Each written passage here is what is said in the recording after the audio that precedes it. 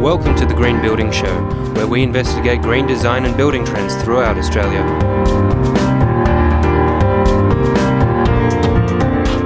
This week, we'll continue our look into green renovation.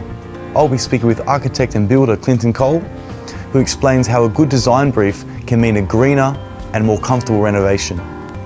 Also in the show, we'll bring you our latest Australian style. Victoria Lee will drop in with her latest What's Hot, and we'll answer your questions.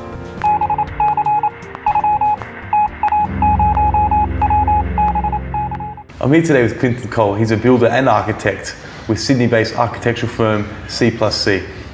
Thanks for being with us, Clinton. No worries. So today we're talking about green renovating.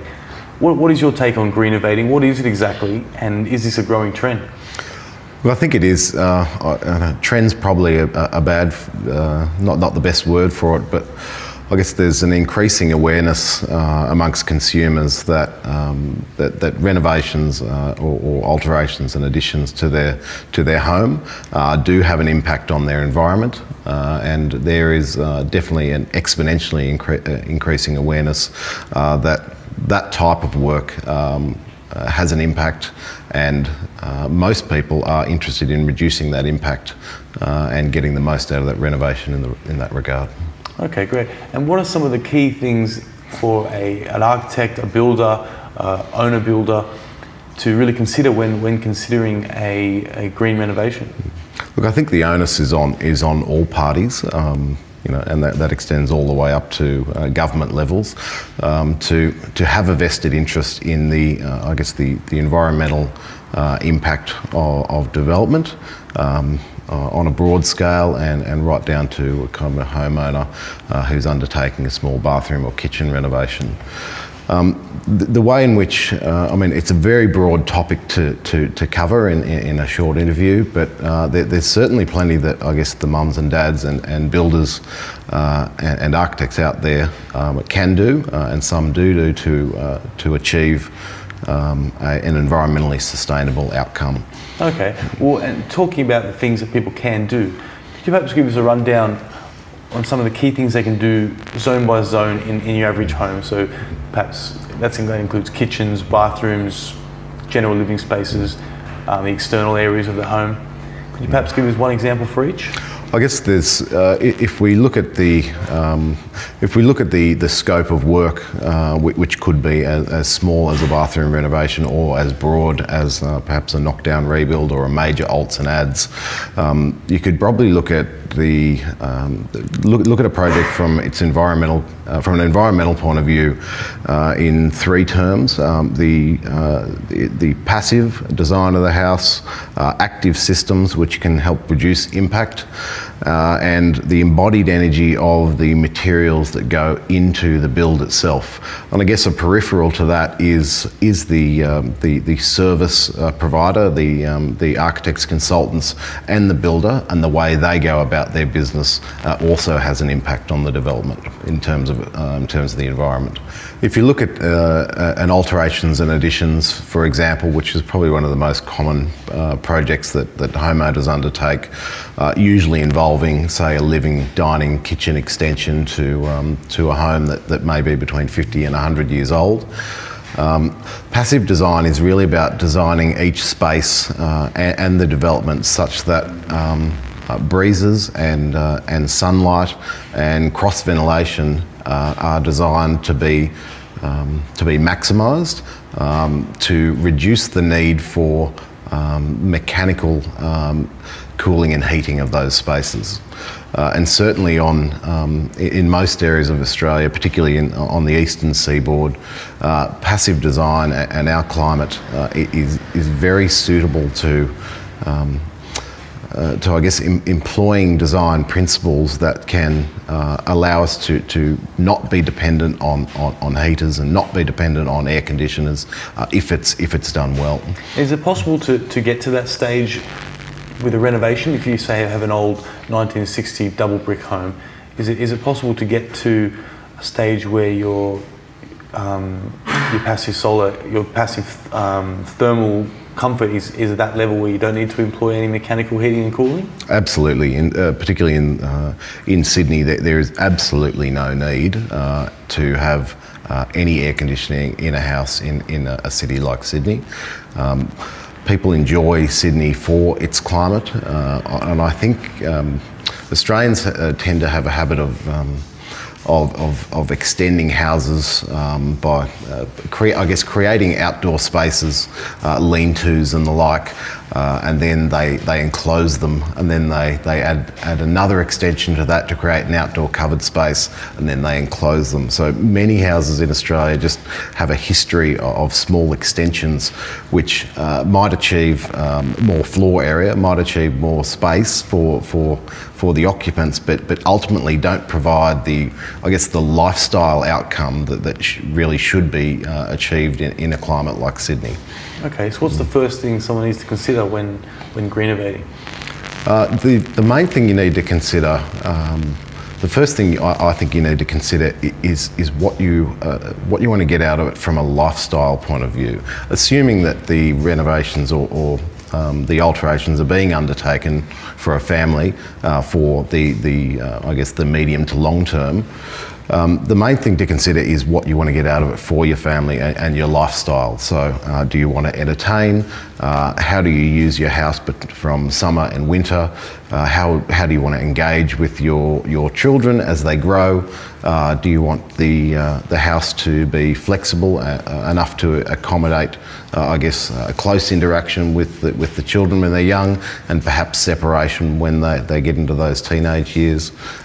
Do you have family over for Christmas? I mean, there's a myriad of questions that should be asked, I guess, by the designer or architect at the start of the process, or the homeowner asking themselves, and then jotting down those answers in a descriptive sense, rather than listing, 2 bedrooms, 1 bathroom, kitchen.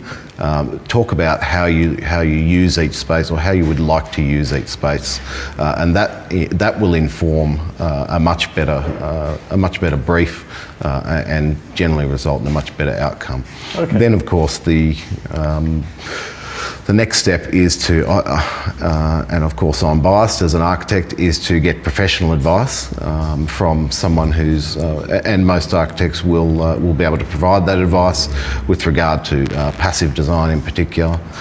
I guess moving on to active systems, which I touched on earlier. Active systems are elements such as rainwater tanks, photovoltaic cells, installing ponds for cooling and cross-ventilation benefits.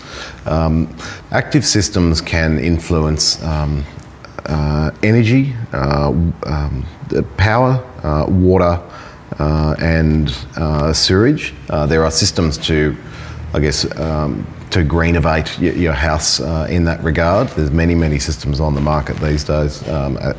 It's again increased exponentially the number of products coming onto the market to assist. I think the core drive should be from a passive point of view first up in an individual home, and then you can introduce active systems.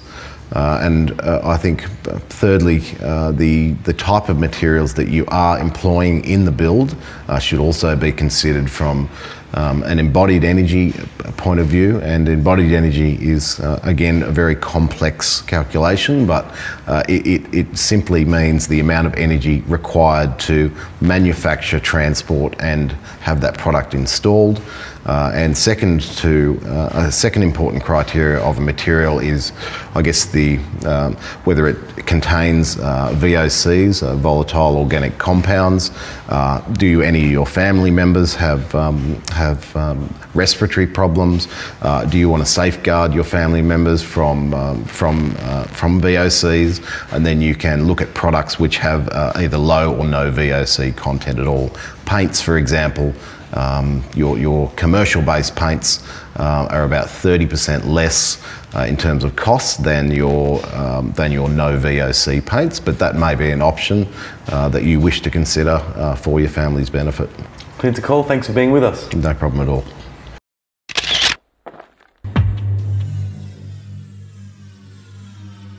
It's a new website called upcyclet.com.au, which is claiming to be the first Australian website dedicated to upcycling fashion. I'm not sure if that's true, but there's some fantastic products on there. At the moment, they're all from Europe, specifically Germany and Switzerland, but seriously, there's some gorgeous stuff there.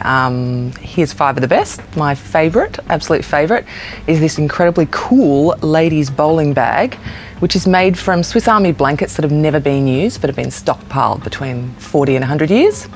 There's also an iPad case, which is made from recycled fire hose material from Germany.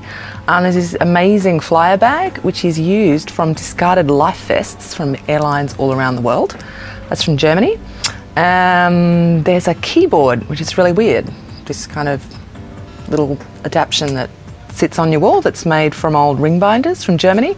And once again, those great Swiss army blankets, this really cool pair of slippers.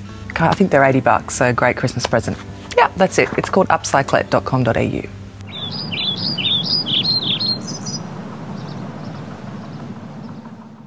I'm here today with Melissa Lukul. She's the co-owner at GJ Gardner Homes in Sydney's North. Thanks for being with us, Melissa. Pleasure. Basically, we're here today talking about some new Hanston-style designs that you've got. Can you tell us a little bit about the weatherboard cladding style and why they're growing in popularity? Sure. We live in a coastal region and we build in this area, in the northern area, north of the Sydney Harbour Bridge. So it's a really sort of relaxed part of Sydney to live in, and we just find that the cladded home really suits that brief. Our clients tend to want to live in an open plan, casual, entertaining family environment, and the cladded home can really cater to that. So you think the weatherboard look is coming back, do you think? Definitely. People sort of are saying, oh, we drive past all the houses you build and they're exactly what we want. A lot of people call it like a Hampton-style home. It's got some of them, you know, the more traditional cottage styles. We do a lot of fretwork, a lot of nice balustrading and white features. And we also do, with for example, the matrix cladding, which is a product that we use, a lot more of like, it could have a skillion roof, a really modern style, beach style home, and they're just a really relaxed, rather than this area having sort of a double brick Lego style of home that just doesn't really fit the landscape that we live in. And I guess what's the appeal among the knockdown rebuild market for this kind of design? Yeah, well, a lot of areas, for example, Curl, which is near us, Avalon, a lot of homes, the existing homes were built in the 60s as weekenders, so they're actually not sort of great homes, but they're in great locations. So people are spending a lot on these homes that don't really fit the brief of, you know, the family might have 3 kids and it might be a really small home with really original plumbing and electricity, electrical and all of that sort of thing. So rather than spending, you know, $500,000 on a major renovation, people are finding that it's much more cost effective to knock down and rebuild. They get the absolute house of their dreams in the area that they really want to live in. All right, fantastic. And I guess what's the key advantages for a knockdown rebuild with lightweight materials rather than, say, heavyweight? Yeah, it's people are more able to change the look of the home throughout its life compared to, say, a face brick home, which just is what it is for the rest of its life. Whereas, you know, you might paint your house, you might have an all-white house, maybe a Newport profile weatherboard home, and it looks really traditional, but maybe down the track in 10 years you might want to sort of paint it in the dark greys or something like that. It just really it's really much easier to change the feel of the look, the feel of the home. We can insulate the home really well with the lightweight materials. We can just do everything. It's just a much more, it just fits in with the environment more, and it's more able to be changed. I think they're the great sort of appeal. This week, we have a question from 11-year-old Tamsin, who's got a school assignment to build a mini energy efficient home and show her research. Well, Tamsin, the Green Building Show is certainly a good place to start. Last month, we dedicated all episodes to energy efficiency and how to create an energy efficient home. So I'd recommend going back and having a look at some of the older episodes. It's jam-packed with information all about energy efficiency. I'd recommend specifically for your assignment, episode 6, where I speak with Stephen King from University of New South Wales. He's got some great tips on energy efficiency. Good luck, Tamsin.